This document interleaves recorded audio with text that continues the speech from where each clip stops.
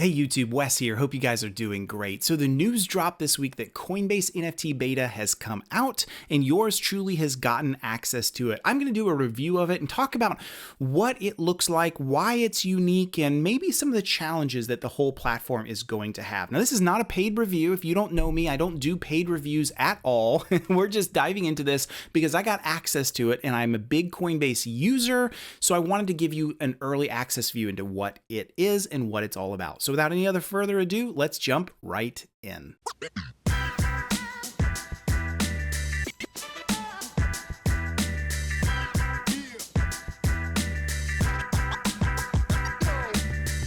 Thanks, guys. So as we dive in, I wanted to invite you to hit like, hit subscribe. When you hit the like button, it's an easy thing for you to do. It takes you like less than a second, but it's one of the only things that YouTube really understands for the algorithm to share this video out to other people. So hit the like button. It goes a really long way. And we're getting closer to 100,000 subscriptions. I can't wait to have one of those creator awards on my wall. So would you hit subscribe as well? It goes a really, really long way. So here we are, and you can actually get to this even without an account login. This is just nft.coinbase.com, and I think that's going to be the domain that's going to stick for quite some time, probably forever. And if you don't have access to it, you'll be able to look at the front page. You can probably look around a little bit, but you're not going to have access into like really dive in, connect your wallet, or be able to buy and sell NFTs, of course. And so keep that in mind, and you can sign up for the beta. I got access because I signed into the beta really, really early. I don't think it had anything to do with the fact that I have a YouTube account and I'm, do a ton of stuff around crypto. I really don't think so. I think I just got lucky and got early access.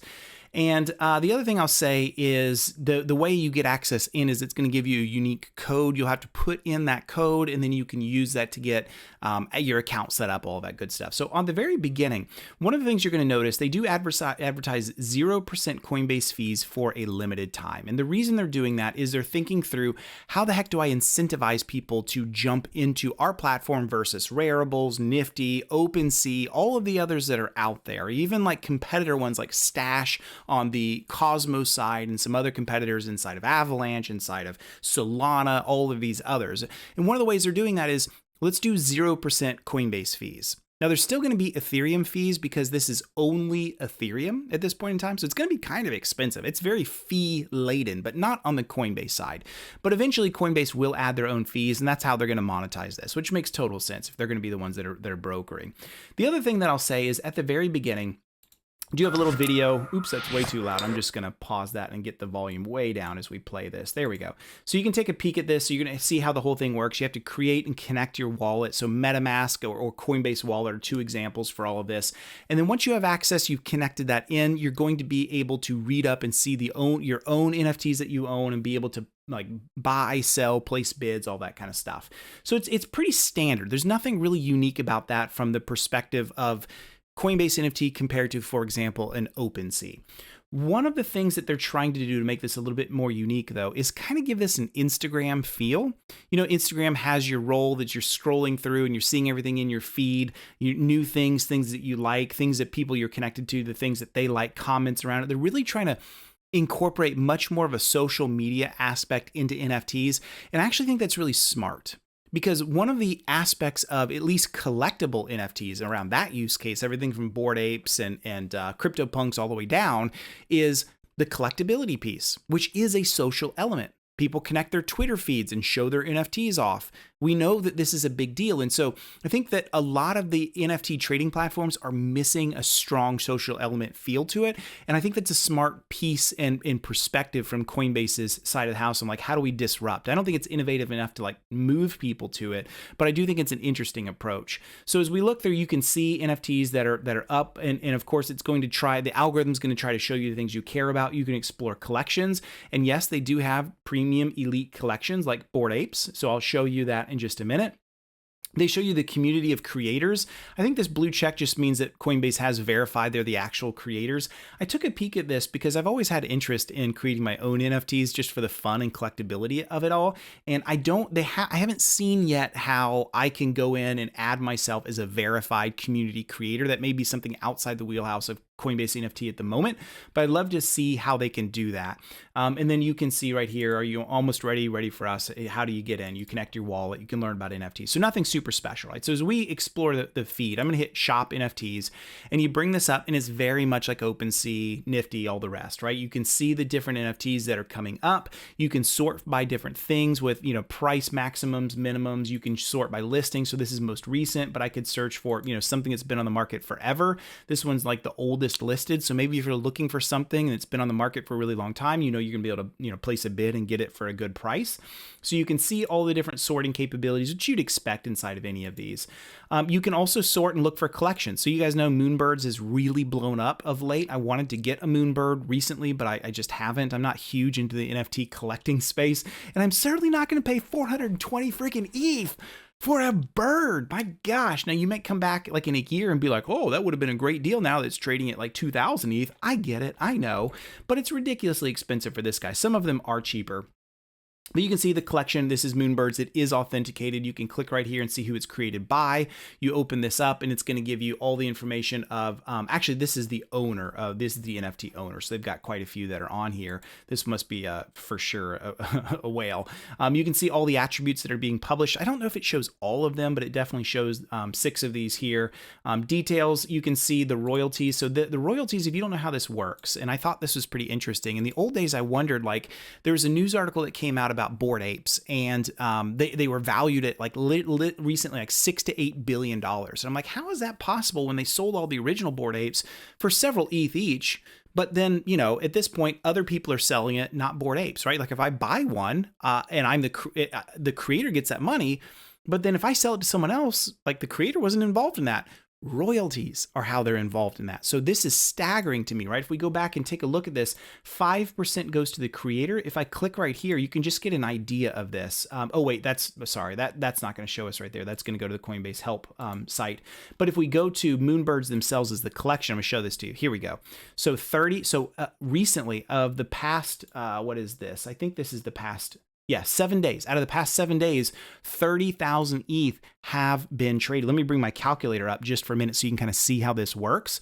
Let's just say 30,000. You can't see my calculator, but 30,000 ETH. Let's say ETH is about $3,000 right now at the time of this video. That's $90 million in trade transaction. And what did we say that they get? We said they got the royalties are for Moonbirds. They get 5%. So we're going to multiply that by 0.05. Are you guys ready for this? They made Moonbirds collection. The creators made $4.5 million in ETH in just 7 days. That's insane. So that's how these guys make crazy amounts of money. Okay, going back to the NFT itself, there's comments on all this. So you can type in anything you want. Hey, I want this. Give it to me for free, please, boo. So you can, the idea for this is for it to truly become more of an Insta feel. I don't think it's fully going to become like that, right? Because your own Instagram feed is much more a connection with people you know versus you just showing off NFTs. So I don't know that that's really going to happen the way we want it to happen, but I thought that was interesting. You can also see the activity around this that you should be able to see. OpenSea, all the rest show the same thing. Listings for sale, sold, when it was minted, all this good stuff. So this guy was originally sold for 100 ETH. Not bad at 424xing that value in nothing short of a couple of weeks, assuming that they're going to be able to get 420 ETH for this guy, which is just stupid insane. So there you have it. That's how the NFTs work. You can sort between these. So here's Mutant Apes. We all know that Mutant Apes are blowing up in value as well. It's sort of the second iteration of the Bored Ape Yacht Club. If you want to see the Bored Apes as well, there they are. So same thing. They're selling for stupid amounts, but you can buy if you want to get in on it. If you want to get in your first NFT, what I would do is I would just go here to listed and I would go to price lowest, and you'll be able to find ridiculously cheap NFTs. And none of these have any value to me. I don't even know who Danny Sellers is. It's a footballer, which in my world is soccer, I guess. So you could get his. It's a foot battle card, whatever. 0% going to creator, but it's 0.001 ETH, so it's super cheap. But you can go buy yourself your very first NFT should you wish, and just search and find something that you like. So that's how the whole thing works. Now, another thing I wanted to show you is how you can actually list and sell your own NFTs. So what you're going to do is you're going to click right here on your image. I've got mine already set up, and you're going to go over to wallet. And when you click on wallet, here's my Ethereum wallet itself that's connected. Oh, sorry, it's actually not under wallet. That's how you can see your wallet. You're going to go to your profile. Here we go. And so here's my profile. You can see my username is @WesSpencer. I joined just yesterday at the time of this video, and I actually have 3 different the CryptoKitties from a long time ago that I have on here. So you can actually take a look at the CryptoKitties. I can click on this rare mustachio if I want to, and you can see it belongs to the CryptoKitties collection. It knows, because it's reading up from the blockchain, this is authentic. It's a real CryptoKitty. You can see when I minted this thing, you can see I was getting into this way before they got to be all the rage. You can see the attributes published. I think CryptoKitties have up to like 30 or something, so I don't know that this is showing all of them. Royalties, all the rest. And then if you want to list it for sale, I tried this yesterday and it didn't work. It may have just been an outage or some kind of issue, but yeah, I get this transaction failed. Please try again. I do have MetaMask fully connected, as you can see here, so I'm not sure why it's not selling. It may just be something with CryptoKitties themselves. I need to look into it, but I really don't care. I'm not going to try to sell my CryptoKitty. It's not worth anything anyway. But there it is. So that's how the whole thing works. You can take a peek at some of these other pieces to it. The Discover algorithm. This is where you're going to see new and interesting things that are coming up. The algorithm wants to send to you. I don't know enough yet about how their algorithm works and what makes it come into your Discover feed or not. My guess is it's going to be on things that you hit like on. So for example, if I really like Bored Apes and I hit a lot of hearts on them, that may be one of the things that lists it. So this one's for sale for 696.969 ETH. And there's probably, quite a bit of comments around it because of its fame. So you can see, I don't know enough again about how the discovery mechanism works, but there you have it. I showed you shop already, and then you can also see trends. So trends are going to show you what things are mooning the most, what the biggest ones are that may be up and coming. You can look at volume, you can look at how many owners there are or how many items. And so you might be able to find some like diamonds in the rough and some that have low transaction volume, but a large number of owners, which may tell you, whoa, this one could be potentially pretty awesome. Unfortunately, they don't yet have the ability to sort on this, which is really kind of sucky, because if I could sort for this, instead of having to scroll through a bunch, I could really say, I want to find ones that are, low volume, high owners and go from there. But let's go pick one, right? Let's scroll down quite a bit. Here's one. So this one's, this is Ethereum name service. That's why. So let's skip that one because that's much more around like, WesSpencer.eth, things like that. Let's find one that has a high number. Here we go. This is a good one. I'm not saying buy this, right? I'm just saying I'm exploring right now. So this one's interesting because the 7-day volume is low, only 805 ETH. But it has 33,000 owners and 168,000 items. So in other words, this is bloated. It's not like a lot of NFTs that only produce like 8,000 or 10,000. This one's got a lot. So of course the volume is going to be low on this, but here you are. So you can take a peek at this. And again, I don't know anything about this project. I'm not saying you buy it, but I'm just saying you could use that mechanism if you want to try to find like the next NFT project that's going to blow up in value. That could be something that you could do. So there you have it. This is the entire marketplace. I showed you Discover, Shop, Trending, showed you how to connect, and I didn't show you how to connect your wallet, but you saw how to do that, right? What you're going to do is you're just going to click right here, and you're going to be able to connect in a new wallet. It accepts Coinbase wallet and accepts MetaMask, so just your normal stuff. Also, you can add ETH in with Coinbase Pay. So if you need to go ahead and refresh your ETH, for example, I have 0.5 ETH in this account. It's not much in this one. I use it for video purposes, obviously. You can add more in with Coinbase Pay. So there you have it. Here's my thoughts and opinions on it. It's not like game changing by any means. And a lot of the press that's come out has sort of been like, why is Coinbase even doing this? They decided to drag their feet and let competitors come into the market like OpenSea, who now own the market. Same with Raribles, Nifty, all the rest. And so they're so late into the market. Do they have any chance of surviving? Well, here's what I think. I don't think there's a ton of like differences from one market to the next, especially with Coinbase having 0 fees. So it's okay that they came in late to the market. And I don't think it matters what market you use. The only real differentiator in my mind is who has the most. So if I'm looking for something really particular, I want a particular Moonbird. You saw that Coinbase NFT, Coinbase only has I don't know, you saw like 6, 7, 8 Moonbirds. You go to OpenSea, you're gonna have a lot more available. So I think the difference in volume is gonna be a differentiator, but then the rest of it, they're hoping on 2 things, in my opinion. The first thing they're hoping on is this whole social media aspect. We're trying to bridge into all of this and get people commenting and talking about it. And we'll see where the roadmap goes on all of that, but really bringing in more social around it, I think is smart. And then the second thing too is just Coinbase is the biggest. They're the 800-pound gorilla in the room, or ape in the room, I should say. And so because they're the biggest, people know them for whatever reason. They trust them. You're probably going to see this come out. It's very friendly in the app, and the interplay between Coinbase on the buying and selling side and the NFT piece with it all being integrated is going to be a differentiator. It's just ease of use. We should never forget, for the common crypto person, ease of use is one of the most important things that's out there. That's why Coinbase took off. It's easy as installing an app, doing my own KYC process, proving my identity, and off I go buying and selling crypto. Easy, easy, easy.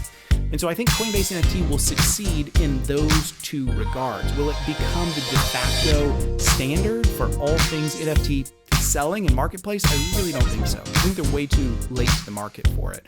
But no big deal. I think over time it'll continue to grow, and because of the reputation that Coinbase has in the industry, both good and bad, I think people are going to move to it really, really heavily. So there you have it. There's my review of Coinbase NFT. I think it's interesting. I don't think it's a game changer, but I think it's something you should probably get an account and sign into if you ever think you're going to get into NFTs. But just know that OpenSea, Raribles, Nifty, all the rest are out there and have been for quite some time, and we're certainly far more competitive than anything you see at this point, or probably anytime in the short-term future of Coinbase NFT. Let me know what you think. Is there another differentiator that you think is a big deal that I'm missing? Do you agree, disagree? Leave me a comment down below. Would love to know what you think. And definitely hit like, hit subscribe, as I mentioned before. It goes a really long way for the channel. I really would love to see you do that. All right, my friends, until next time, thank you so very much.